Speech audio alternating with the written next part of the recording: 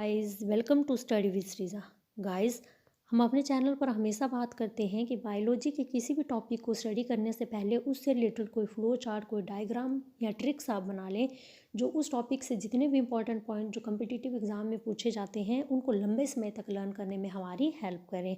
तो गाइस उसी चीज़ को फॉलो करते हुए हम आज फोटोसिंथेसिस के टॉपिक हैच स्लैक पाथवे को ट्रिक से डिस्कस करेंगे, जिसमें हम दो ट्रिक यूज़ करेंगे। पहला ट्रिक होगा टू लर्न द साइकिल और दूसरा ट्रिक होगा how to calculate number of carbon dioxide NADPH and ATP consumed in the cycle.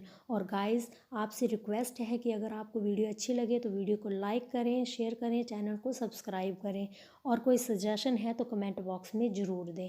तो चलो वीडियो स्टार्ट करते हैं। ट्रिक को डिस्कस करने से पहले C4 प्लांट्स के बारे में NCERT की बुक में लिखा गया है C4 प्लांट्स आर स्पेशल, जिसमें जितने भी पॉइंट बताए गए हैं वो एग्जामिनेशन पॉइंट ऑफ व्यू से तो इम्पॉर्टेंट हैं।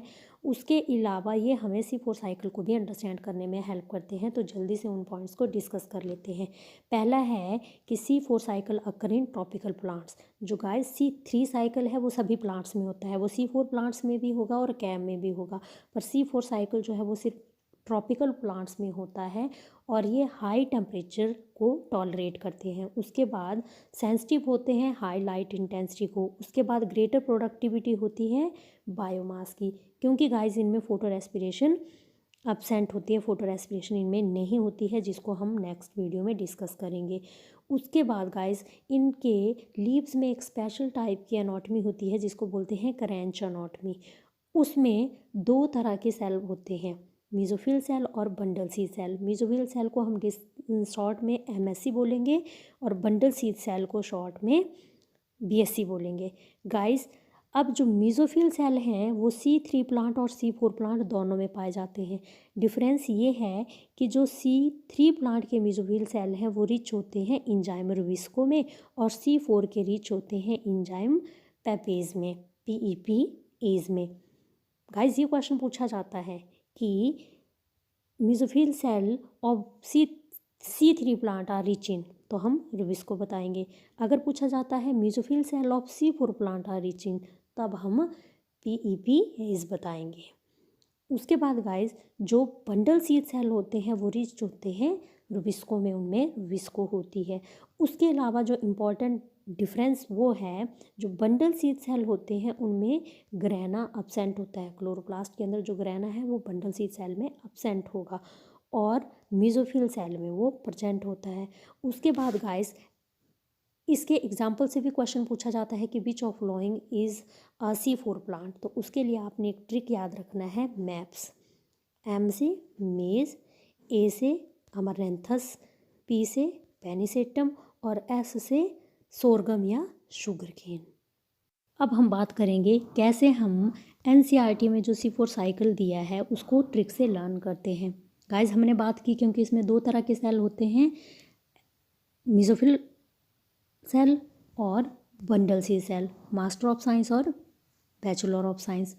अब गाइस ट्रिक है, पेप्सी ने कार्बन डाइऑक्साइड के साथ फिक्सेशन की, क्योंकि गाइस हम जानते हैं कि जितने भी कोल्ड ड्रिंक्स होते हैं उनके अंदर कार्बन डाइऑक्साइड होती है, तो हमने यहाँ पे पेप्सी ली है।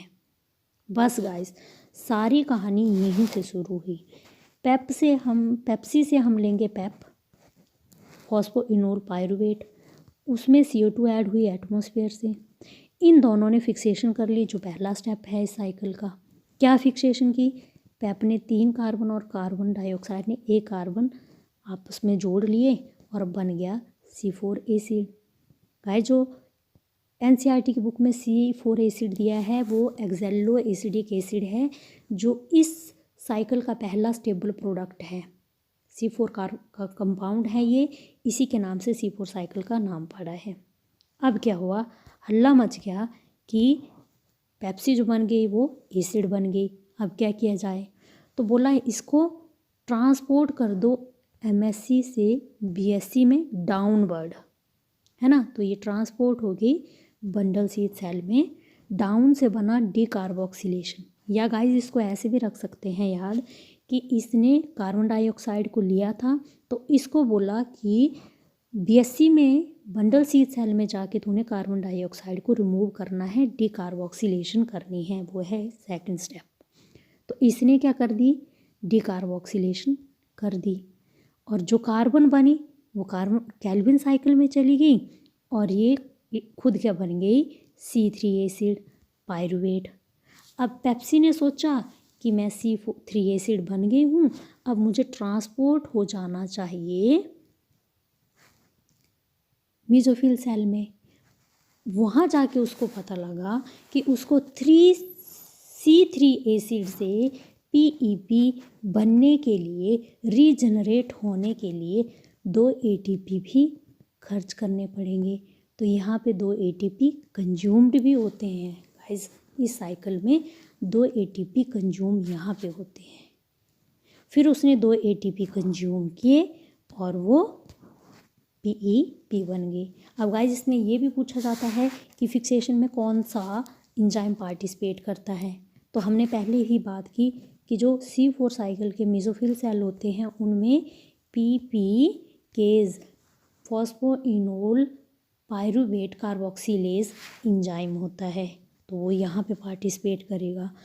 क्योंकि यहाँ पे बंडल शीथ सेल में C3 साइकिल हो रहा है, तो यहाँ पे रुबिस्को पार्टिसिपेट करेगा, और ये जो ट्रांसपोर्ट होगा वो प्लाज्मोडेस्माटा के थ्रू होगा। और गाइस इस साइकिल को हैज़लैक ने डिस्कवर किया था, इसीलिए इस साइकिल को हैज़लैक पाथवे भी बोलते हैं। सेकंड स्टेप में हम देखेंगे कि इसमें कितने कार्बन डाइऑक्साइड, NADPH और ATP कंज्यूम होते हैं। तो गाइस इसमें क्योंकि केल्विन साइकिल भी होता है, तो केल्विन साइकिल में हमने ट्रिक में किया था C3 साइकिल के 1, 2, 3, जिसमें एक कार्बन डाइऑक्साइड की फिक्सेशन में 2 NADPH और 3 ATP लग रहे थे। तो गाइस इसमें सिर्फ यहाँ पे डिफरेंस है 1, 2, 5, क्योंकि यहाँ पे दो जो C4 साइकिल है उसमें 2 ATP और ऐड हो रहे थे, तो टोटल ATP बन रहे थे 5। NADPH उतने ही बनेंगे जितने C3 साइकिल में बने, और CO2 की फिक्सेशन भी उतनी ही होगी जितनी C3 साइकिल में थी, है ना। तो ट्रिक बना 1, 2, 5। अगर हमसे पूछते हैं कि ग्लूकोज मॉलिक्यूल की फॉर्मेशन में कितने CO2, NADPH और ATP कंज्यूम होते हैं C4 साइकिल में, तो क्योंकि ग्लूकोज में 6 कार्बन, तो 1 multiply by 6 CO2, 2 multiply by 6 12 NADPH, और 5 मल्टीप्लाई बाई 6 30 ATP। उसी तरह अगर 2 ग्लूकोज मॉलिक्यूल में पूछते हैं तो 12 carbon, 1 multiply by 12 CO2, 2 multiply by 12 24 NADPH, और 12 मल्टीप्लाई बाई 5 60 ATP। तो गाइस अगर आपको वीडियो अच्छी लगी हो तो प्लीज़ प्लीज़ प्लीज़ वीडियो को लाइक करें, शेयर करें और चैनल को सब्सक्राइब करें। Thank you.